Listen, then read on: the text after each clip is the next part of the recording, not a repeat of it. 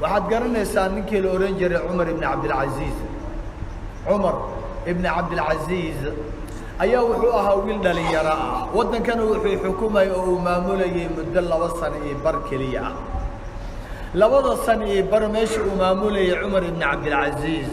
wuxuu ahaa mashriq iyo maghrib ummad ku nool ayay ahaayeen. reer bani umayya ayaa madax ahaa, iyaga waa waagoodii waxay sameeyeen fasahaad bay dhulkii oo dhan ka badiyeen. dhulalka waa la iska dhici jiray, xoolaha waa la iska qaadan jiray, baytulmaalka iyagaa lahaa, waa xoolihii shacabka jeebkooda u furnaa oo ay soo qaadan ciday doonaan ay siin jireen, ciday doonaan way u diidi jireen. yacni fasahaad badan ayaa waxaa xukunkii gacanta ku dhigay Cumar ibn Cabdilcaziiz. waa nin loo baahan yahay dhalinyaradu inay bartaan ninkaa isaga ah oo taariikh aad u hagaagsan leh. muxuu sameeyey Cumar? Cumar maalinkii xukunka loo dhiibay isaga ma dooranin, isagana ma ordin, laakiin waxaa la yidhi xukunka ninkii hore ka horreeyey boqor Salmaan wuxuu yidhi waa in Cumar ibn Cabdilcaziiz gadaashay uu noqdaa boqor khaliifatu lmuslimiin. kadibna waa ilma adeeray ahaayeen, xukunkan isaga ma lahayn, laakiin yaa lahaa waa Salmaan walaalihii, laakiin wuu ka leexiyey, ma uusan rabin in adduunku sii fasahaado intaa in ka badan. Salmaan wuxuu yidhi haddaan dhinto gadaashaysa Cumar ha loo dhiibo ibn Cabdilcaziiz, hadduu dhintana kan walaalkay ah ee hadda aan ka leexiyey xukunka haddii uu sii noolaada ha la siiyo. sidaasay ahayd. Cumar markii hadalkii lagu dhawaaqay halkaasuu joogay koonaha, dadkii kale ee xukunka lahaana way madaxay tutusaayeen annaga qof walba wuxuu maleynaya in isaga la dooranayo. markii laga wareejiyey oo Cumar loo dhiibay, Cumar muxuu yidhi? horta waa la aamuso, kuwii way yaabeen. mar allaala markii Cumar la yidhi Cumar oohin buu la dhacay, waa la eegay, wuxuu leeyahay inna lillahi wa inna ilayhi raajicuun. waa la yaabay. walaalihii waa kuwana waa taagtaagan yihiin in xukunka la siiyey rabaan doorashadii. ninkii kalena halkaasuu joogaa, wuu ooynayaa. markaasaa la yidhi war Cumar maxaa kuugu dhacay? wuxuu yidhi maxay iga soo doontay? xukunkan wuxuu iga soo raadiyey, ma rabi inaan dad madax u noqdo, halaagga aakhiro dambeeyaan ogahayo hooggeed, maxay iga soo doontay? kuwii kalena waa u bodboodaya. ninkaasoo kale waa ninka wax islaaxinaya. marka Cumar taariikhdu waxay qortaa muslixiintii Cumar ibn Khataab ka dambeeyey ma jirin ilaa isaga maahane, waa muslixii ku xigay. intii kale oo dhan marka laga reebo labadii khaliifa Cumar ka dambeysay Cuthmaan iyo Cali, marka laga reebo intii kale wax badan ay kharibeen. laakiin waxaa saxay Cumar ibn Cabdilcaziiz. muxuu sameeyey? khudbaddii ugu horreysay markuu dhammeeyey mimbarka isagoo taagan oo aan guriga xaaskiisa Faadumo isagoo aanan tegin. Faadumo waxay ahayd gabar adduunka lamida ma soo marin, nebi aadam ilaa iyo qiyaami saaca ma soo maraysa. gabadhaas awowgeed boqor buu ahaa, khaliif. walaalkeed ninkeeda khaliifuu hadda noqday, walaalaheed waa khaliifo. awowgeed iyo aabbaheed iyo walaalaheed iyo ninkeeda intuu wada khulafay ahaayeen. yacni waxa ku hareeraysan oo dhan wada madax ayay ahaayeen, boqorro ayay ahaayeen.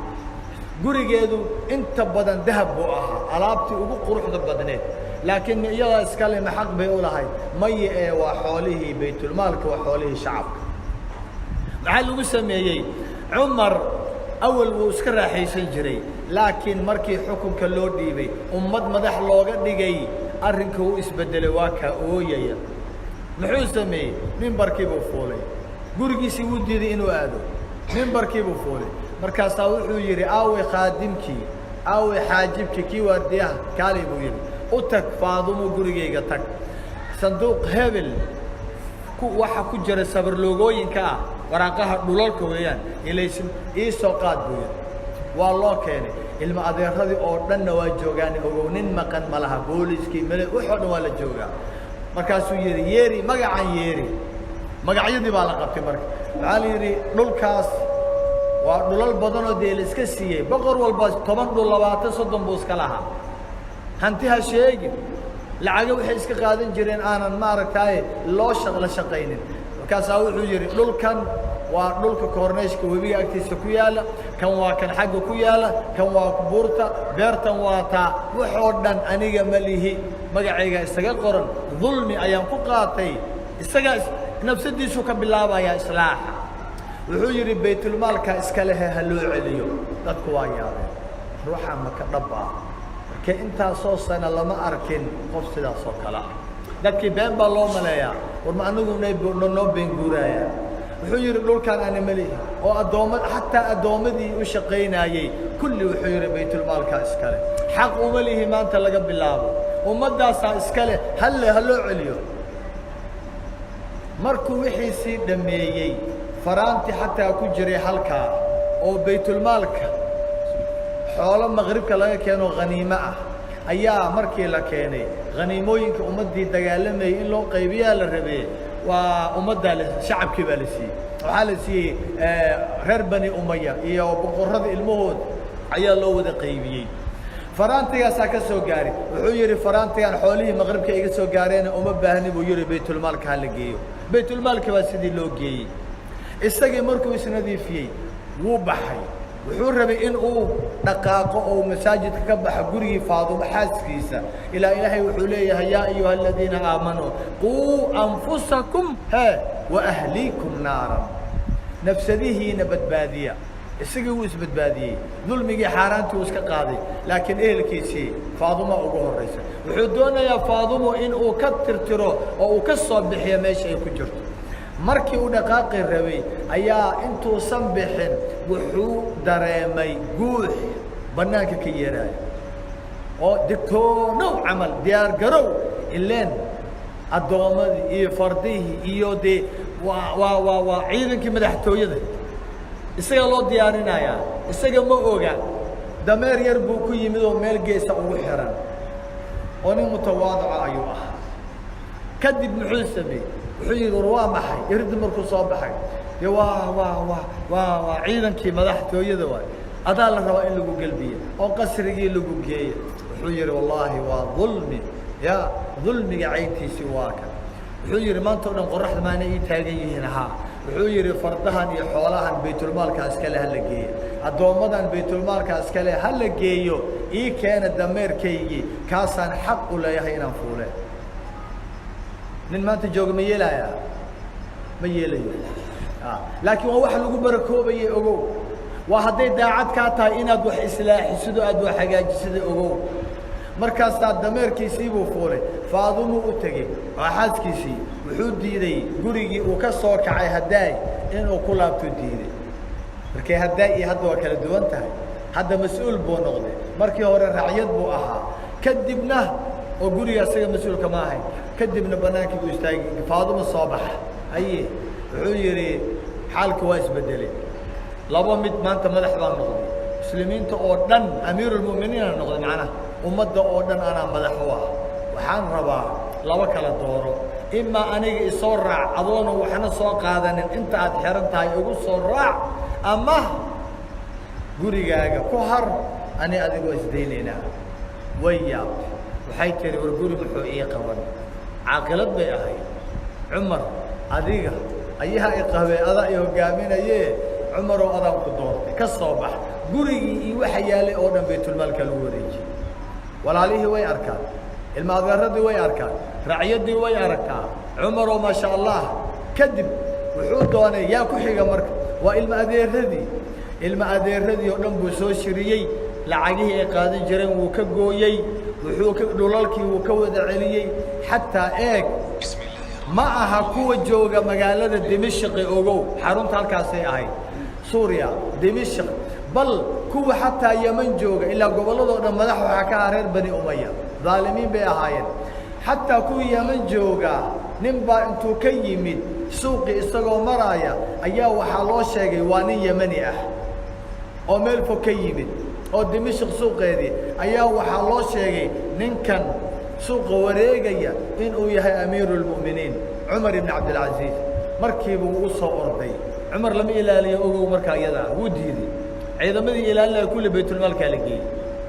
wuu u yimid wuxuu yidhi arrin baan kaa leeyahay haye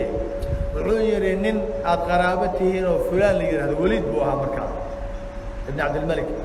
أيا نول حوق إيجا قاتي هالكا إيه هالكا إسنا حقوكم قياي مركز صاوي عيري وركاجا هدور رؤيا هي هديك له يا والله بنا يا بوير وراق بو قري ورقدي بو ديبي وجيبو يري حاكم كمشات كتمد waxaa ku qoran waa maxay ninkan ilaa qof walba wax sheegto wax lama siiso ma in jaakum faasiqun binaba'in maxaa la yiri fatabayanu cadaysta wuxuu yiri warqadan waxaa ku qoran waa inaad fulisaa maxaa ku qoran ninka ku keeni doono warqada waxbuu sheeganayaa guddi u saaro xaqiiji waxa uu leeyahay dhab haday noqdaan si degdeg ah ku markuu warqadii ninkii la tagay ayuu u yeeray kaali buu kaali wuxuu yiri maxaa kaaga soo baxay kharashka laga soo bilaabo Yemen oo inta aad ku timid iyo lacagta aad ku noqonaysid ee xisaabi intaas ay ugu baxaysa